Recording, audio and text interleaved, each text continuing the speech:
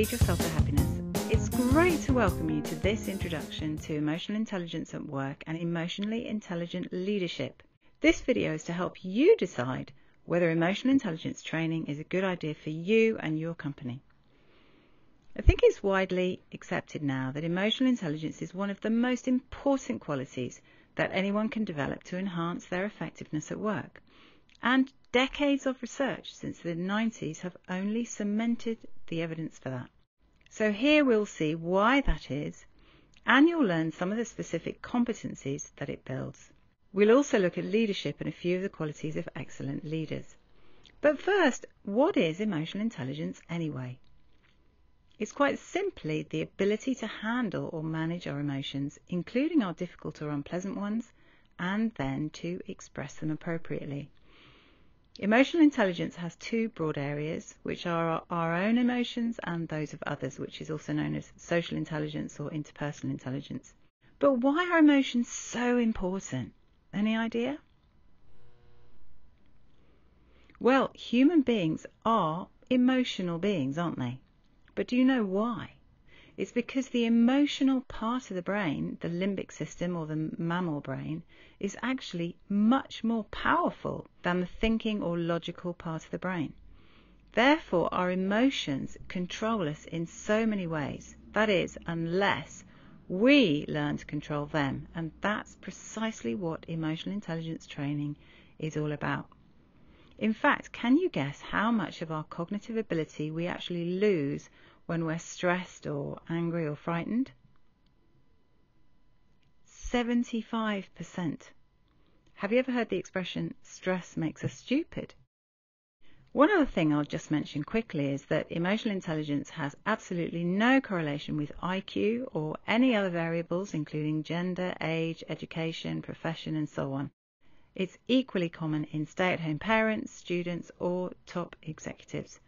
And also, if you've heard of neuroplasticity, this is the relatively recent discovery that the brain continues to change and learn throughout our whole life. So, emotional intelligence is learnable just like any skill at any age. So it's never too late to develop emotional intelligence. Where do you feel in your life emotional intelligence is useful? Relationships. For me, it was emotional intelligence at work. I find everything very useful. In fact, I take notes and I try to think of, things that I do that relate to what is being said. It really promotes active listening as well and active reflection. In terms of my favourite lesson, I've really enjoyed all of them, to be honest with you. It's quite common for employees not trained emotional intelligence to experience these sorts of things. Low morale, missed deadlines, mistakes, accidents, high staff turnover, extra time off sick, and so on. Therefore, building emotional intelligence in the workplace, because it addresses those things, has a very high return on investment, sometimes as high as 1,500%. Training in emotional intelligence has been found to reduce turnover in staff, absenteeism, and increase engagement, sales performance, and productivity amongst employees. After a manufacturer motor rolling facility provided training in stress management and emotional intelligence, 93% of the employees had an increase in productivity. A few more examples here. So PepsiCo found social and emotional intelligence training yielded more than 1,000% return on investment. MetLife found it enhanced the performance of their sales teams, and at L'Oreal, social and emotional intelligence training brought in over $2.5 million in the first year alone. On average, over 80% of competencies that differentiate the top performers from the rest are in the domain of emotional intelligence, which means that with skill levels, technical expertise, and IQ all being equal, the single factor that elevates someone to being a top performer is their EQ, and the size of the performance gap is significant. For example, top-performing sales clerks do 12 times better than those at the bottom and outperform the average ones by 85%. And only 1/3 of this difference is due to technical and cognitive ability, while 2/3 is due to their emotional competence. So how does EQ work? Well, emotional intelligence is a foundational skill. So, By increasing it, you're also getting better at all of these things as well. A lot of these are what's known as transferable skills, and other really important transferable skills include things like initiative, confidence, attitude, listening skills, integrity, resilience, and so on. And then the more interpersonal ones include things like teamwork, collaboration, negotiation, conflict management, and there are many more. And again, all of these are emotional competencies. Your technical skills or intelligence are very important, it's true. You need to know what you're doing in order to do your job. But they're what's called threshold competencies, mostly what you need to get the job in the first place.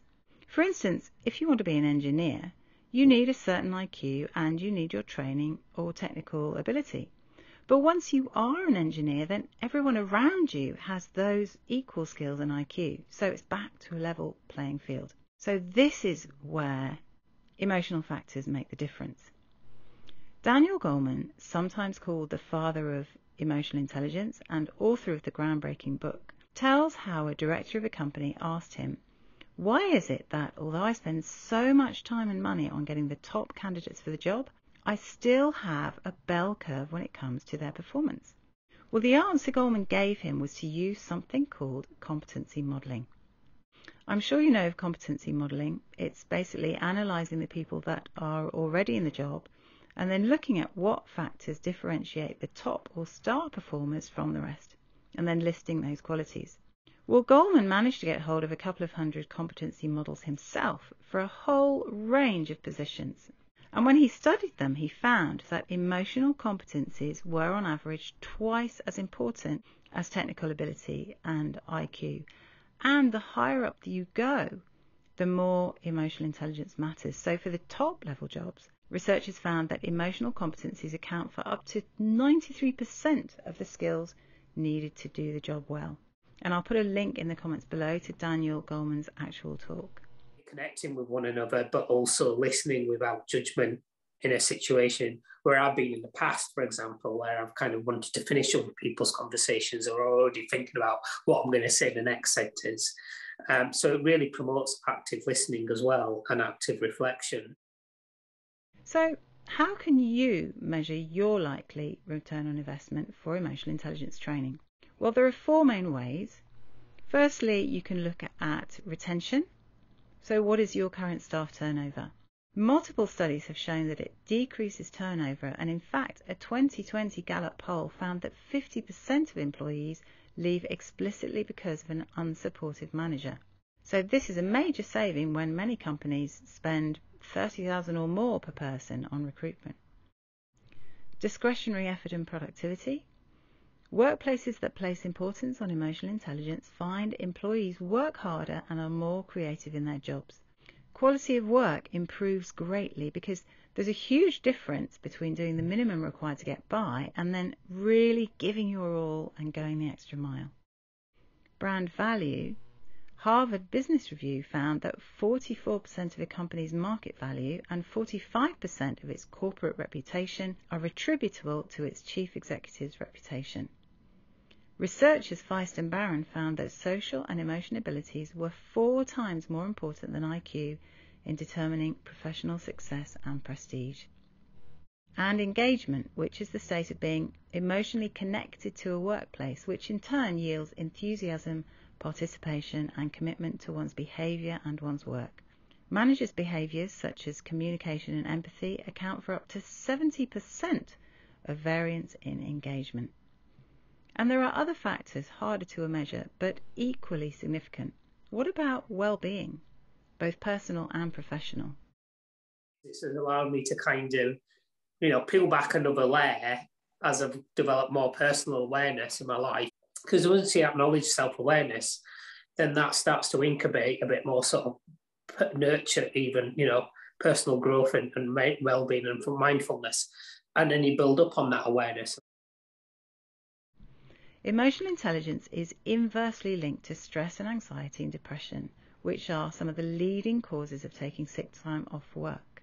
And that's not including the vastly lower productivity whilst at work for highly stressed people. Remember how stress makes us stupid? Although these statistics also hide the fact that mental and emotional health also cause a whole host of physical conditions, which we often don't realise come from stress. For instance, a major cause of gastrointestinal conditions is stress and anxiety. Anger or hostility has been found to be a predictor of heart conditions, and loneliness and isolation are as bad for your health as heavy smoking. In a study of 569 patients with colorectal cancer, those who said they had experienced severe aggravation at work in the previous 10 years were nearly 6 times more likely to have developed the cancer than those without that extra stress.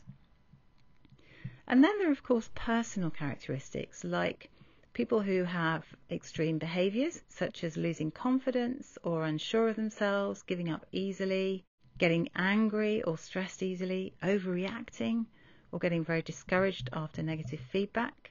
And emotional competencies are becoming even more important in the 21st century because of teamwork, of course.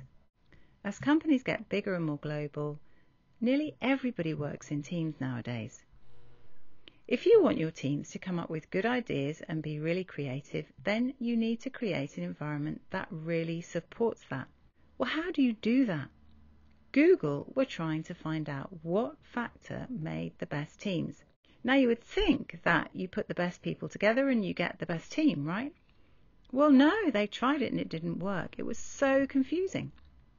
And in fact, they started Project Aristotle to try and spot the magic ingredients. What it turned out to be was the feeling of safety and trust between the members, creating an environment where team members were able to take a risk and it was safe to get things wrong. And when you think about it, everything required in a team member to create that is an emotional competency, isn't it? The main one being empathy, which is one of the key traits of high emotional intelligence and a magic ingredient in the workplace. Empathy, of course, nowadays is often sadly lacking. A new study at Georgetown University found workplace incivility is rising and the effects are extensive, including reduced performance and collaboration and increased turnover of staff. And all of these things not only improve our relationships at work and our overall experience of being at work, but they also help us improve our relationships at home. The quality of our personal relationships are vitally important, of course, for our overall well-being. And people with emotional intelligence perform better at work partly because they have a more satisfying and fulfilling life outside work.